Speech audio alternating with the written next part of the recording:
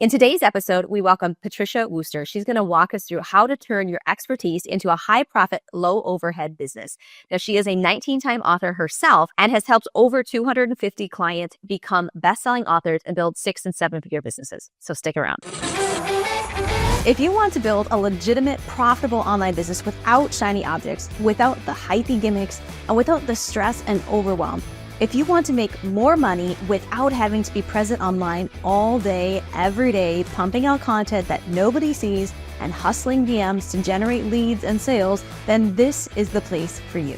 Welcome to the Digital Trailblazer podcast, your online business university, where you'll learn how ordinary people start from ground zero with no influence, no email list or audience to sell to, and no business or marketing experience, and go from working 9-to-5 jobs to building successful 6- and 7-figure online businesses and all the steps in between. Learn the strategies that worked and what didn't. Learn the mistakes that they made and how to avoid them, and then learn their plans for scaling their businesses and taking things to the next level. All so that you can build your business faster and easier and make more money without sacrificing the things that are important to you in your life. I'm your host, Leah Ray Getz, and with me is my husband, Todd. Now, let's get to it with today's guest. Welcome, Digital Trailblazers. I'm super excited to dive into all of the details here. And this is our space and what Todd and I love to jam about, and really how we help a lot of our clients. So I'm excited to have this conversation with Patricia. Patricia, we're going to dive into all of the fun details, nuts and bolts of everything. But just for a little context ahead of time, why don't you let the audience know kind of a little bit about your background and what you do? Yeah, so super excited to be here. My name's Patricia Wooster.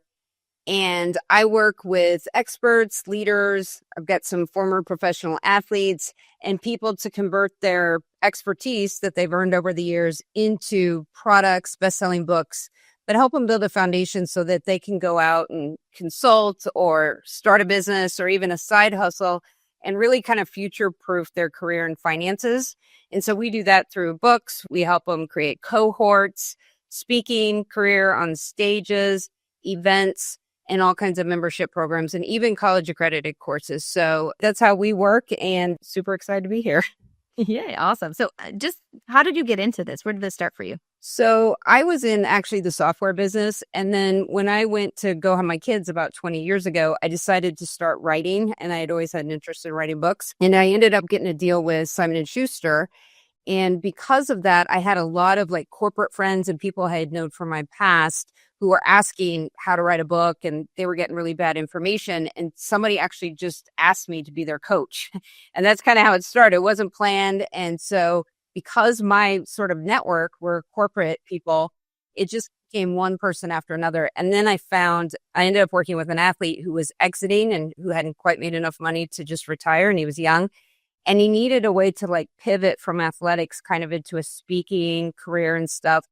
And so really helping people take their expertise that they've earned somewhere else, but kind of turn it on its side a little bit so that they can sort of repurpose it into a different type of market. So that's really where I started. And then I've kind of made a lot of pivots like most entrepreneurs do along the way. And during COVID, I actually stopped that business for a bit. And my husband and I partnered with somebody else. We started a SaaS company, which was also founded on the foundation of a book, and exited in March and then started back up with this again. So kind of all over the place.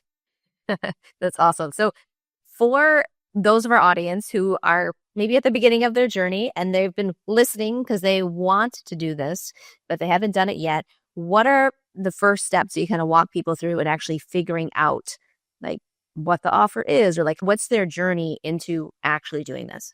Yeah. So, I mean, I think most people, like when they decide to become an entrepreneur, one, they either think that's the big decision, like I'm going to leave corporate, or I've been at home with my kids and I'm going to start a side hustle. And they think that's like the big decision, but it's really not. There's like, once you get into entrepreneurship, you realize like there's no marketing department. There's no salesperson. How do I use tech? Who creates the invoicing? Like you're doing all the things and it gets really overwhelming. And so what we like to do is kind of zoom out and take a 30,000 foot view and say, okay, where do you want to be in 3 to 5 years? Like what would be the end goal here? And then sort of like map out backwards to get there, but also really trying to laser focus. And the goal really for most of us, I think, is to spend at least 80% of our time in our zone of genius, the thing we love to do. It's not to be in holding webinars or social media posting or, doing accounting and invoicing and all those kind of things, right? Or creating landing pages. The goal is really whatever your zone of genius, spend the time there and then be able to delegate or hire the people where that's their zone of genius. That's the thing that they do well. And so it's how do we get there the fastest? And so that first part is zoom out. Who do you want to work with? Who's your ideal client? Who may not be who you're working with now, right? You may be serving a different type of audience. Like you may want to work with big business versus small businesses or whatever that is. So who do you want to work with? Because then that's who we want to, like if you're writing a book, that's your ideal audience you want to build in the book. What is your earned expertise? Like, what are you really good at? What do you love doing? Now, how can we put that into a framework, something that makes you sticky and memorable to somebody? And then building out the plan to like get to where you want to go, because not all of us want to do the same thing. Like I will speak on stage, but that's not like my business partner loves being on stage, right? Where I like to be on panel or I like to kind of be putting systems together. So where do you want to be and build the business for you, not what you see everybody else doing on Facebook or Instagram or everywhere else? And I think that's where people get kind of turned around. So for those people who are maybe struggling with figuring out those first pieces, do you have any specific exercises or tests or things that you can kind of walk them through to make sure they have really good alignment with their audience and how they want to help them? I think one of the easiest things for people to do is first just kind of mind map or do a brain dump, however that works for them. We do mind mapping. So you could even use like an app, like free app, like MindMeister or something, and go in there and put in like, what is my expertise? And then what are all the little things that I know or do that I really like? And then line that up with who the audience is. Like you really need to put almost a face and a name to an audience member, like pick one or two people. If you're going to serve men and women, okay, so pick one and give them the name Jack and put a woman's name and make her, Mary or whatever. And really visualize who is that person? What's her age? What's she doing? What does she like? How could I help this person? So it's really crystal clear, because the biggest problem I see is people are afraid to niche down either on what they're going to teach somebody or their audience because they're afraid they're going to lose people. But if they say they're serving everyone, they're serving no one. And during COVID, I met somebody. He started out pre-COVID and he was a social media ads person, right? And so he helped anyone that wanted to Facebook ads or whatever. He got one client that was an attorney. He really was be able to have a huge difference because these people hadn't even played around with ads before. And then he realized nobody specializes on attorneys. But he's built his whole business now. He's gone from him and his wife to 100 employees. They only serve attorneys. When he does a YouTube video and an attorney types in, how do I do social media? You can sure bet that he's the one that comes up.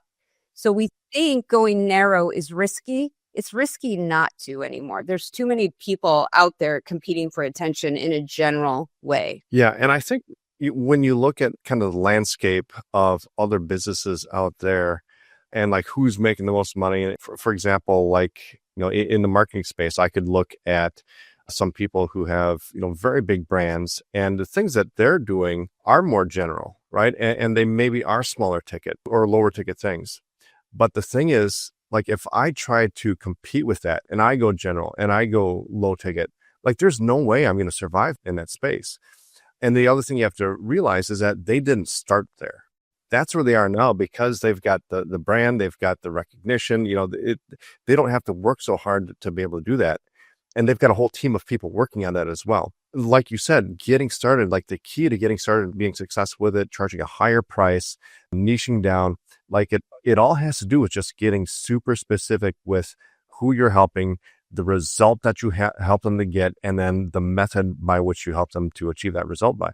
And when you can get very specific about those things, it is so much easier to make sales, to make a name for yourself, to get exposure.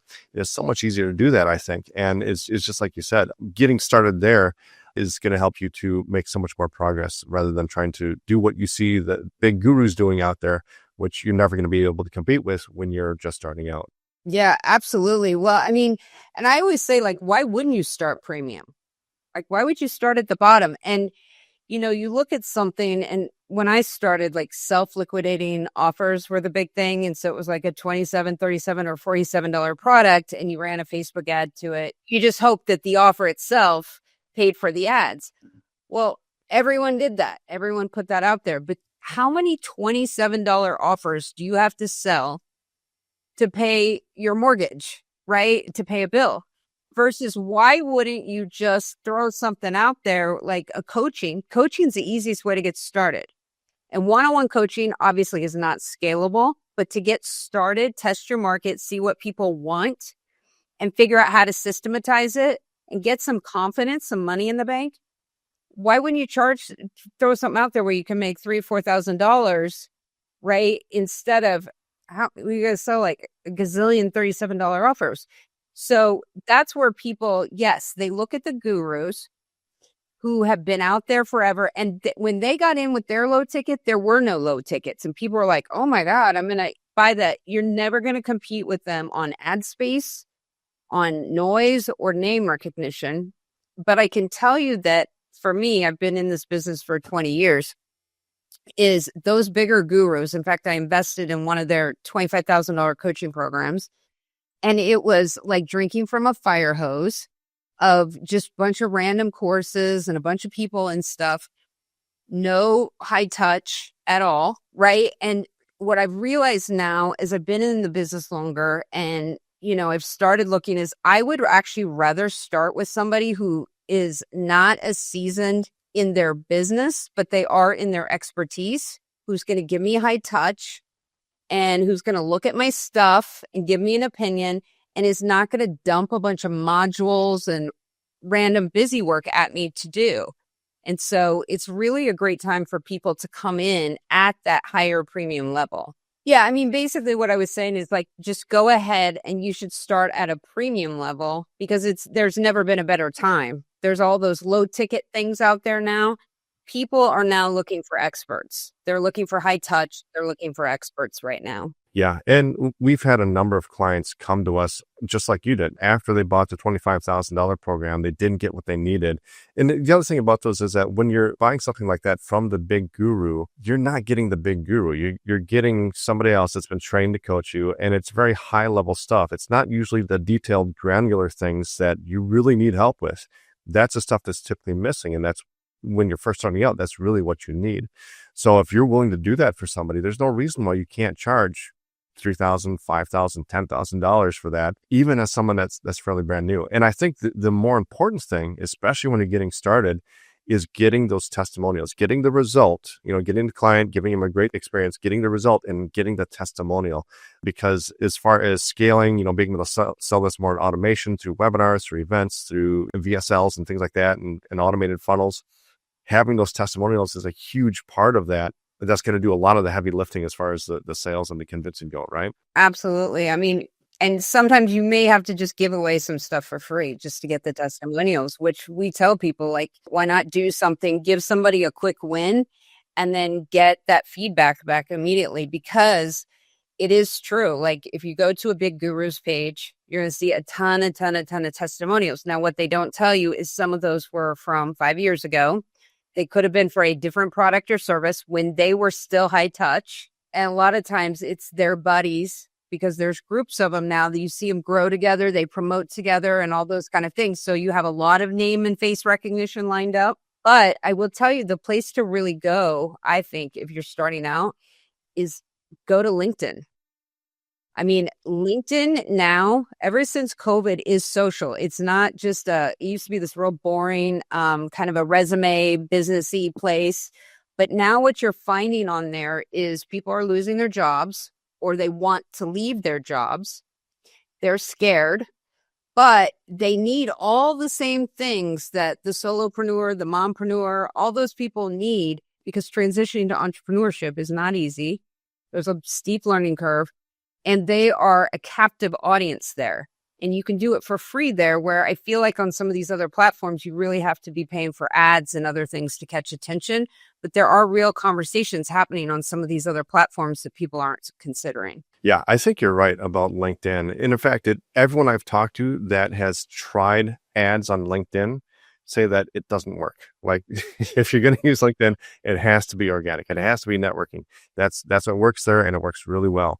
Versus something like Facebook or Instagram or whatever, paid ads are going to be the way to go if you want a fast result. Now, the other thing I was wondering about is when you're first putting together your program, what's your advice for people on deciding what you're going to make it about? Because I know for us, when we got started, like we were doing a much smaller version of what we're doing now. Like we didn't have this big comprehensive program. We were just teaching one small part of it.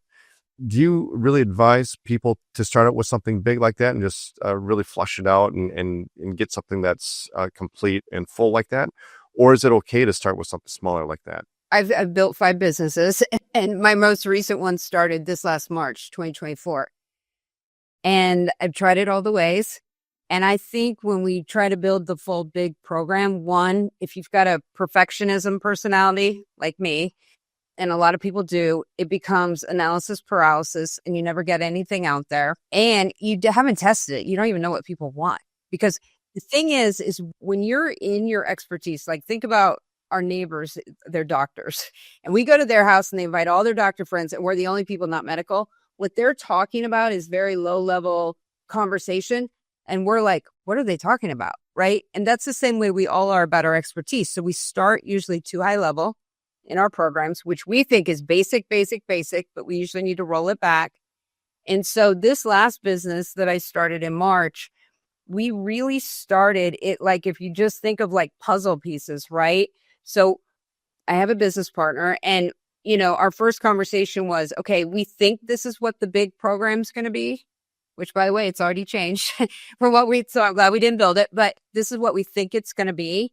So let's just build it piece by piece by piece. And what's been really great about that now, as we've discovered, is 90% of the people that come to us aren't going to need the big thing. They're going to need like piece 1, piece 3, piece 5. They're not going to need it all. And so this also gives you a really great modular program, which I'm a firm believer in, is that if you create a course, for example, which a lot of people do, digital course, you can charge it and just have it do it on your own course that somebody takes. But you can layer on coaching with it if you want, and then you can raise the price to it. Or you can do one-on-one coaching and give it to them as free as the resource library. And then there's a fourth way, which I've now discovered, is you can now turn it into a college course. Like we have 2 programs right now that are accredited in 27 colleges. We don't have to sell it. We don't have to teach it. We don't have to do anything. But there's so many different, or you can get a licensing deal. So if you create the program, don't think of just serving it up one way. And then you can bolt other things onto it, either through bonuses or bundling other programs and stuff. But it gives you a lot of flexibility, especially as you learn and listen to people, so that you're not investing all of this time and money creating one thing. I think that's really hard for people to do, is to create the whole one thing. Unless you're doing like a certification program, then you kind of have to go from beginning to end. Yeah, I think those are all excellent points. And like you said, even if you do come up with that big comprehensive idea, a lot of times when you start implementing it, it changes anyways. So if you had put all that time and work into trying to build that, and then you find out, oh, we need to go back to the drawing board. Well, it's so much more time and money and energy that you wasted doing that, right? So we've got the idea. We kind of flushed out what we want to do. How do we get started with actually getting this to market? Like, what are some of the first steps as far as, testing it out, seeing if it's something that people actually want, maybe getting some publicity for it, building an audience around it? What are some of the things that you would do after you know what it is that you're going to do? What are the next steps from there? So one of the things I'm really liking right now is, instead of doing like a group coaching program or something like that, are cohorts, which they're similar, but they're made up a little bit different in that in a cohort, on those calls, those coaching calls, you're not speaking at somebody, but it's also not just a random Q&A, which sometimes group coaching calls can turn into on whatever they're working on. Is having this engagement and community between the members, and also having a deliverable that they have at the very end, or they have a work product. And so, and then having some supplemental modules and things like that. And so what I like about it is it's also very primed for beta testing. I heard this for a long time from people, and I think it's kind of hard, is people would say, sell the idea and then build it as you go is another philosophy to me that works for a seasoned entrepreneur who already kind of knows how to do these things. But for somebody new, I would think that would be extremely nerve-wracking to think you're going to go week to week and you're just going to build behind them. And like, what if your tech fails? You don't know how to put something together, whatever. Like, I just think that's stressful. So with a cohort, you can just create the resource modules, the little homework modules. You can do that ahead of time. But kind of what the agenda for the individual coaching things, you can go week by week because you frame out enough of it that you as the person delivering it are comfortable. But then when you say it's a beta, and this just happened to us, like I didn't even know I was going to do this. I got really active on LinkedIn and my goal was to post every single day for 30 days, which I did. I ended up with 22 leads, 22 calls, and I never DM'd somebody once. They came to me. It's based on what I was putting out there. I was just on a virtual coffee with somebody and she had just lost her job. And I was saying, well, if I was you, this is what I would do. It wasn't even a sales call. This is what I would do, And I was talking about the cohort. And the next day I got a DM from her and said, well, can you help me build one? And I was like, okay, we weren't going to roll that out till next year. I hadn't even put it together. But see, I've been doing these kind of putting programs together for a while. So it wasn't a big deal. But then I just made the announcement. Hey, I've got a beta. And people get scared if they've never done betas before, run that or said that to people, that people aren't going to want to do it because it signals it's new. And I'm like, no, you spin it and say, this is the most high touch you're ever going to get. We're all going to be all hands on deck.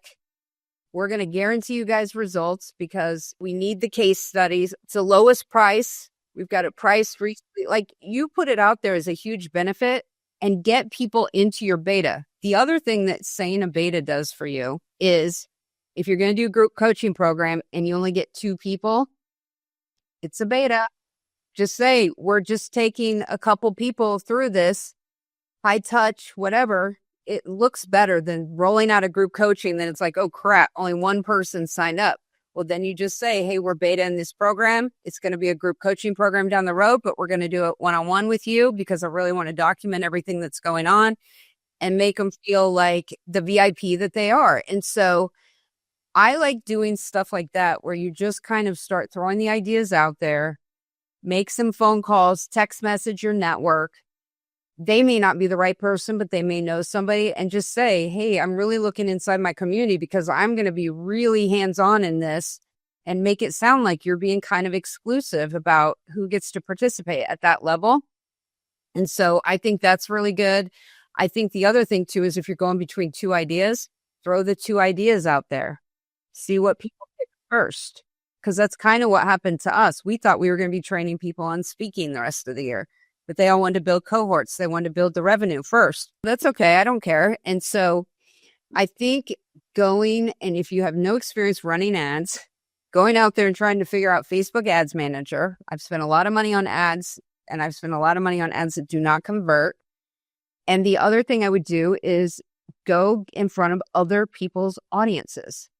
Give the person that puts you in front of their audience. So I'd look for people that have membership communities. Like I have a membership community. I love having speakers come in because that's a week that I don't have to figure out what to train on and I can introduce something interesting to my community. They don't have to listen to me another week. So find people with communities, pitch them that here's what I'm going to do of value. Here's the template or the spreadsheet or whatever the thing is. Here's a quick win that I'm going to deliver to your audience. And I'm not going to pitch myself. If you give them enough information, they can find me. And if the people find me, I'll give you a partnership fee of 20% or whatever. If somebody trying to build an audience from scratch right now is very difficult, especially if you're low ticket.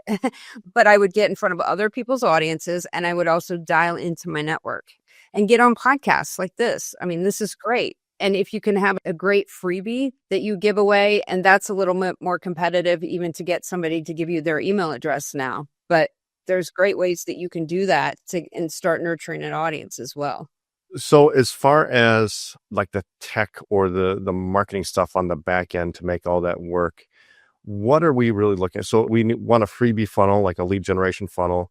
Are there any other things that we want to do right away? Like, are we jumping straight into webinars? Are we creating a VSL? Like, are we doing any of those things? Or is it just kind of like a freebie funnel and then maybe a book a call application funnel? Or what is it that we're getting started with right away?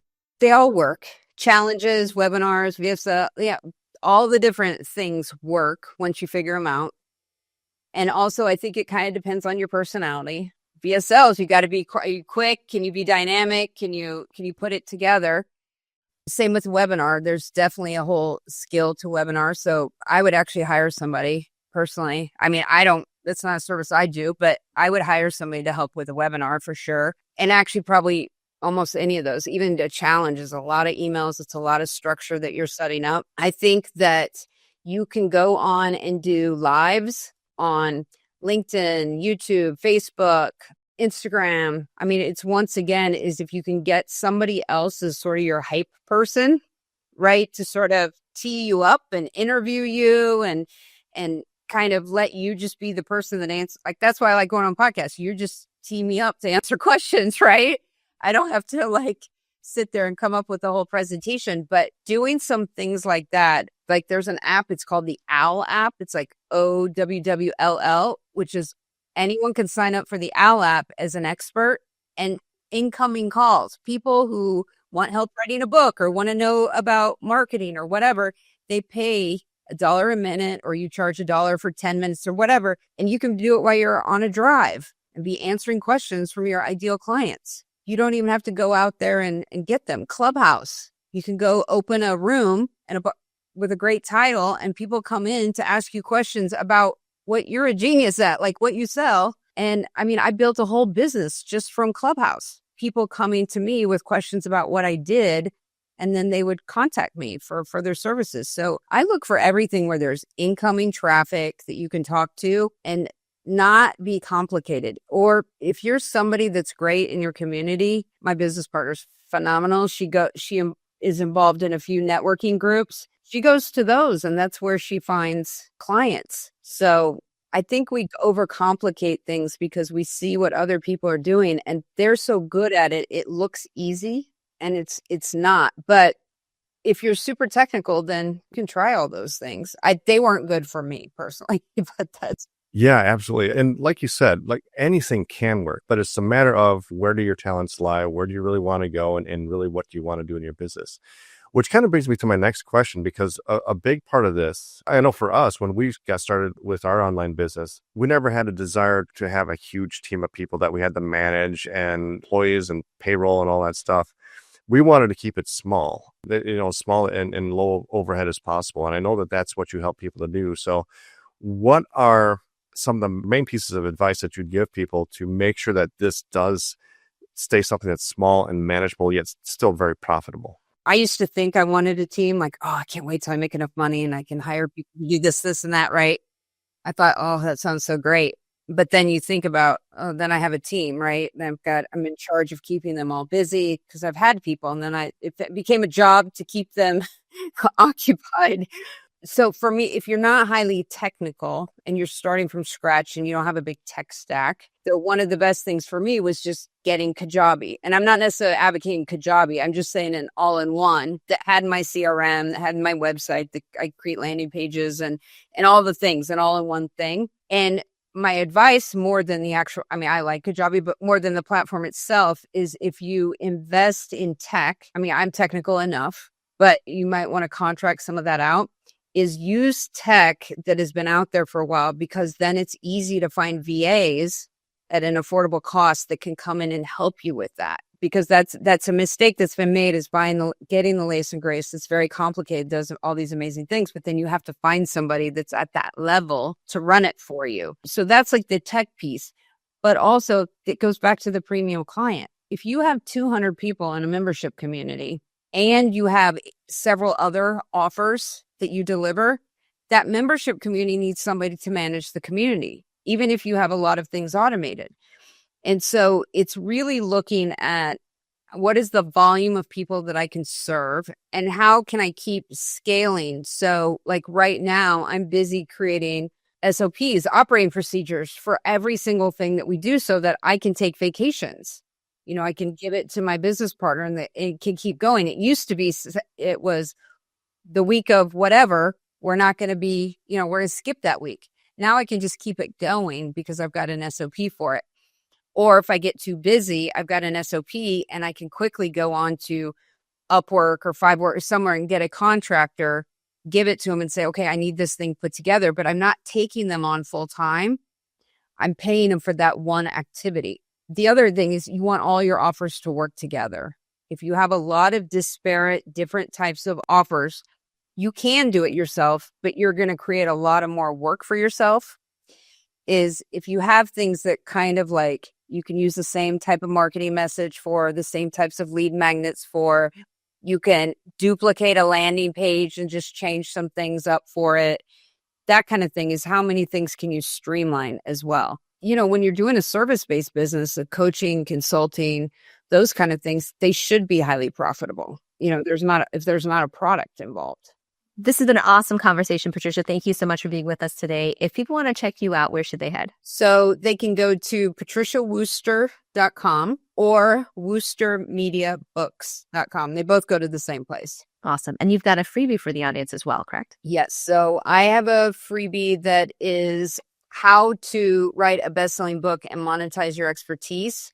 And it's actually everything I know about building a business based on your expertise. It's 48-page Google Doc. And so it's our entire process in there. So we'll have that available. Wonderful. Thank you so much. Yeah, thank you. You've been listening to the Digital Trailblazer podcast. For show notes and information about today's guest, head to digitaltrailblazer.com. Now, if you love this episode, if you got some value, make sure you leave us a review and subscribe. And be sure to share this episode with anyone you know who could use help to build their business. Thank you for listening, and we'll see you next time.